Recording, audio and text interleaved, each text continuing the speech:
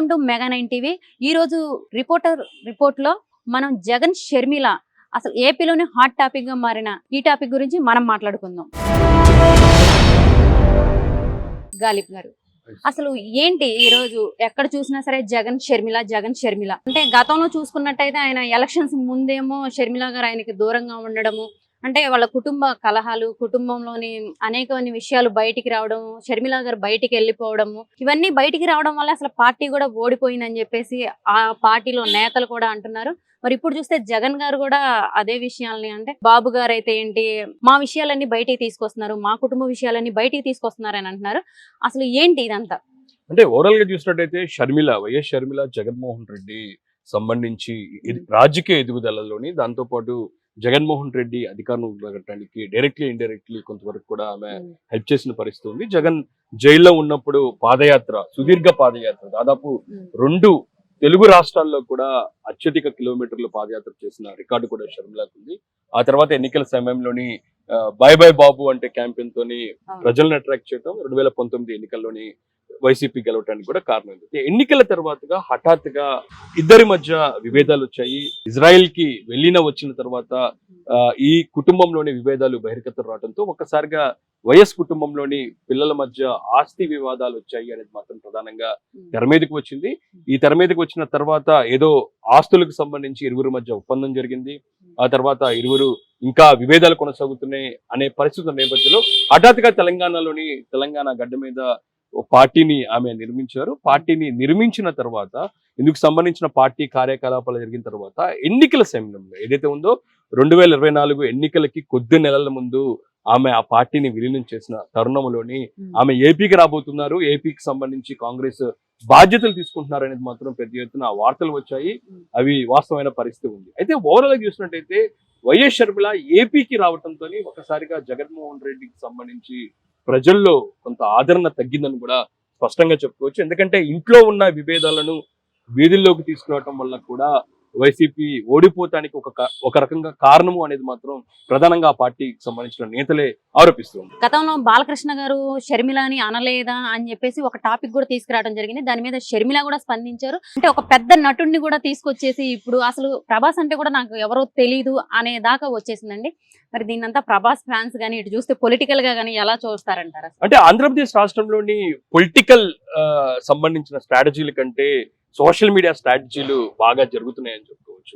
ఎందుకంటే ఇటీవల ఎన్నికల ముందు పూర్తి స్థాయిలోనే తమకున్న సోషల్ మీడియాకి సంబంధించిన ప్లాట్ఫామ్లు అన్నింటిలో కూడా ఇటు అధికార పార్టీలు కావచ్చు, దాంతోపాటు విపక్ష పార్టీలు పూర్తిగా గెలుపుల కోసం ప్రయత్నాలు చేశారు, ఒకరిపై ఒకరు ఆరోపణలు చేశారు. ప్రధానంగా గత 5 సంవత్సరాలు చూసినట్టయితే ఎవరైతే వైసీపీకి వ్యతిరేకంగా పనిచేస్తారో వాళ్ళపై కూడా పెద్ద ఎత్తున పోస్టులు పెట్టారు, ఇంట్లో వాళ్ళని కూడా తీసుకొచ్చారు అనేది మాత్రం ప్రధానంగా ఉప ముఖ్యమంత్రి పవన్ కళ్యాణ్ ఈ అంశానికి సంబంధించి కూటమి ప్రభుత్వం అధికారంలో వచ్చిన తర్వాత దీన్ని తెర మీదకి తీసుకురావడంతో ఒకసారి ఈ అంశం చర్చనీయాంశంగా మారింది. దాంతోపాటు పూర్తి స్థాయిలో ప్రభుత్వం నుంచి కూడా ఒక కదలిక వచ్చిందని చెప్పుకోవచ్చు. ఈ నేపథ్యంలోనే షర్మిలాకి సంబంధించిన అంశం కూడా ఇదే స్థాయిలో బయటపడింది. ఎందుకంటే షర్మిల ఆమె తల్లి విజయమ్మ మీద కూడా Jaganmohan Reddy national law tribunal కు వెళ్ళటం, ఆ తర్వాత ఇందుకు సంబంధించిన అంశం బయటకు వచ్చిన వెంటనే వీళ్ళిద్దరిని కూడా సంబంధించి ఇటు వైసీపీకి వ్యతిరేక పార్టీలు కూడా మాట్లాడిన పరిస్థితి ఉంది. ఈ నేపథ్యంలోనే తన తల్లిని కూడా ఐటీడీపీ ద్వారా తనకు వ్యతిరేకంగా సోషల్ మీడియాలోని పెడుతున్నారు అనేది మాత్రం జగన్మోహన్ రెడ్డి ఆరోపిస్తున్నారు. ఇదే తరహాలోనే గతంలో ఏదైతే ఉందో వైసీపీ ప్రతిపక్షంలో ఉన్నప్పుడు కూడా ఈ అంశానికి సంబంధించి ఏదైతే ఉందో అప్పట్లోనే చాలా సంచలనాత్మకంగా మారిన ప్రభాస్ సంబంధించి కొన్ని పోస్టులను బాలకృష్ణ కార్యాలయం నుంచి కూడా జరిగినాయి అనేది మాత్రం ఇటీవల కాలంలోని జగన్మోహన్ రెడ్డి ఆరోపించారు. దీని మీద ఈ రోజు షర్మిల దీన్ని కుండబద్దలు కొడుతూ ఈ అంశాన్ని మాట్లాడుతూ ప్రభాస్ ఎవరో తెలియదు, అయితే తమ కుటుంబ సభ్యులు తన తల్లిని తనని కూడా గత వైసీపీ ప్రభుత్వంలోని సోషల్ మీడియాలో ఈ విధంగా మీరు వాడుకోలేదా అనే ప్రశ్న మాత్రం ఆమె వేయడంతో ఒక్కసారిగా ఈ అంశం రాష్ట్ర వ్యాప్తంగా చర్చనీయాంశంగా మారిన పరిస్థితి కనపడుతుంది. అయితే ఇంట్లో ఉన్న విభేదాలు ఎలా ఉన్నా కావచ్చు, బహిర్గతంగా ఇంత పోస్టులకు సంబంధించి ఇరువురు మాట్లాడడంతో ఒకసారిగా వైఎస్ కుటుంబాలకు సంబంధించిన విభేదాలు మరింత తారాస్థాయికి చేరుకున్నాయనేది మాత్రం ప్రస్తుతం తెలుస్తుంది. మరి షర్మిల గారు కూడా ఇప్పుడు ఈ విషయం మీద బయటకు వచ్చారు కాబట్టి అసలు జగన్ అంటే మాజీ సీఎం జగన్ కూడా అసలు స్పందిస్తారా లేదా అనేది కూడా అందరూ చూడాల్సిన పరిస్థితి వచ్చిందండి. అసలు అంతేకాకుండా ఈ సోషల్ మీడియా వచ్చిన తర్వాత ఇలాంటివన్నీ బాగా ఎక్కువైపోయినాయి. మరి దీని మీద అసలు ఎలాంటి చర్యలు తీసుకుంటారంటారు? అంటే సోషల్ మీడియా పోస్టులు జగన్మోహన్ రెడ్డి, షర్మిల ఇష్యూ.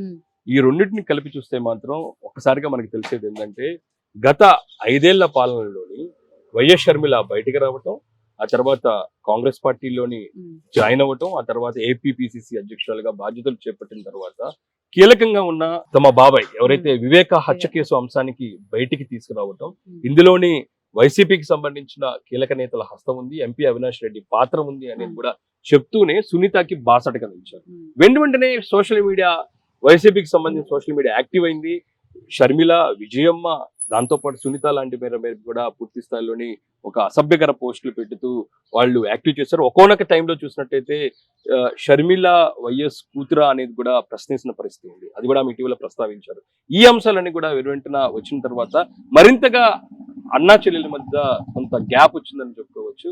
అదే ఇప్పుడు ప్రస్తుతం ఇరువురి మధ్య అస్త్రాలుగా మారిన పరిస్థితి ఉంది. ఒకరిపై ఒకరు విమర్శలు కూడా చేసుకుంటూ ఉన్నారు. అంటే ఇది పదవులు అంటే షర్మిలకు కానీ విజయమ్మకు కానీ పదవులు ఇవ్వకపోవడం వల్ల, ఆస్తులు ఇవ్వకపోవడం వల్ల ఇవన్నీ బయటకు వచ్చేసాయి. అంతకుముందు చూసుకున్నట్టయితే ఆవిడ బాగానే పాదయాత్ర చేశారు, బాగానే అన్నతో కలిసి నడిచారు. ఇప్పటికీ వివేకానంద రెడ్డి హత్య జరిగి ఉంది. అయినా సరే ఇదంతా అంటే అప్పుడు టీడీపీ ప్రభుత్వం ఏముంది, వాళ్ళు పట్టించుకోలేదా అని చెప్పేసి అప్పుడు అన్నకి బాసటగా నిలిచి ఇప్పుడేమో మొత్తం రివర్స్ అయిపోయారు.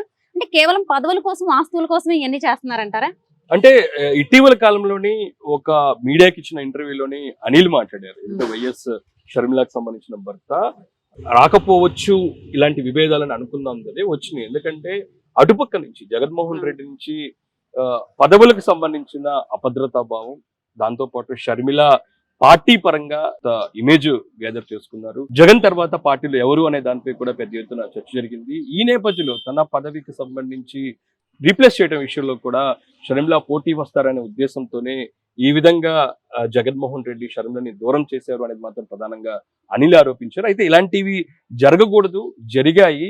అయితే కూర్చొని మాట్లాడుకుని ఉంటే ఎప్పుడో సమస్యలన్నీ పరిష్కారం అయ్యే అవకాశాలు ఉంటాయి అని అనుకోవచ్చు. ఇదంతా గత ఎన్నికల ముందు జరిగిన అంశం. ఎన్నికల తర్వాత కూడా మనం చూసినట్టయితే ఎన్నికల తర్వాత కూడా ఇదంతా జరగదు, అయిపోయింది అంటే అధికారంలో ఉన్నప్పుడు మాట్లాడుకుందాము అన్నీ అయిపోయిన తర్వాత సద్దుమడుగుతాయి అనుకున్నట్లయితే ఎన్నికల తర్వాత నెల రోజుల తర్వాత నేషనల్ ట్రిబ్యునల్ లాలోని తల్లి చెల్లి మీద జగన్మోహన్ రెడ్డి కేసులు వేయటం, గతంలో ఒప్పందాలకు సంబంధించి ఉన్నా సరే ప్రస్తుతం ఈ షేర్లను అమ్ముకునే దిశగా కూడా ప్రయత్నాలు చేస్తున్నారు. దీని ద్వారా ప్రస్తుతం తన ఆస్తులన్నీ కూడా ఈడీ, సిబిఐ కస్టడీలో ఉన్నాయి. దీని ద్వారా ప్రస్తుతం ఉన్న తన బెయిల్ కూడా రద్దయ్యే అవకాశం ఉందని కూడా జగన్మోహన్ రెడ్డి మాట్లాడారు. దాని కౌంటర్ గా షర్మిల మాట్లాడారు. ఈ అంశాలను చూసినట్టయితే అసలు వైఎస్ ఏమనుకున్నారనే కూడా ఆమె చెప్పే ప్రయత్నం చేశారు. దీనికి సంబంధించి వైఎస్ విజయమ్మ బయటకు వచ్చారు.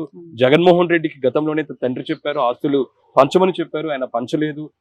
చెల్లిని నా తల్లి కంటే ఎక్కువగా చూసుకుంటారని కూడా హామీ ఇచ్చారు. ఇలాంటి అంశాలన్నీ కూడా బయటికి రావడంతో వైసీపీ విపక్ష పార్టీ ఏదైతుందో అధికారం కోల్పోయిన తర్వాత కూడా ఇంకా జగన్ అట్లాగే చెల్లెల మధ్య ఇంకా విభేదాలు తారాస్థాయికి చేరుతున్న నేపథ్యంలోని రాబోయే రోజుల్లోని జగన్మోహన్ రెడ్డికి ఒక ఇబ్బందికర పరిస్థితులు ఉండేటట్లుగా మనం చెప్పుకోవచ్చు. ఎందుకంటే ఎన్నికలు అనేవి ఇటీవల 5 నెలల్లోనే ఇంకో దాదాపు ఒకవేళ జమిలీ వస్తే 27 లేకపోతే 29లోని ఎన్నికలు జరిగే అవకాశం ఉంది. ఈ లోపలనే ఈ సమస్యలకు సంబంధించి జగన్మోహన్ రెడ్డి పూర్తి స్థాయిలో సద్దుబందికి చేసుకోకపోతే మాత్రం రాబోయే రోజుల్లోని మరింతగా ఎఫెక్ట్ అయ్యే అవకాశం ఉన్నట్లుగా పొలిటికల్ సర్కిల్లో మాత్రం ఒక చర్చ మాత్రం జరుగుతుంది. అంటే ఓవరాల్ గా ఈ అంశానికి సంబంధించి జగన్ షర్మిలకు సంబంధించిన అంశం మాత్రం ఇటీవల జరిగిన ఎన్నికల్లో వైసీపీ ఓటమికి కొంత కారణాలు ఉన్నట్లుగా వైసీపీ నాయకుల్లోనూ ఒక చర్చ జరుగుతుంది. ఇది ఈ రోజు రిపోర్టర్ స్టాక్. మళ్ళీ ఇంకొక బర్నింగ్ విషయంతో రేపు కలుసుకుందాం. నమస్తే.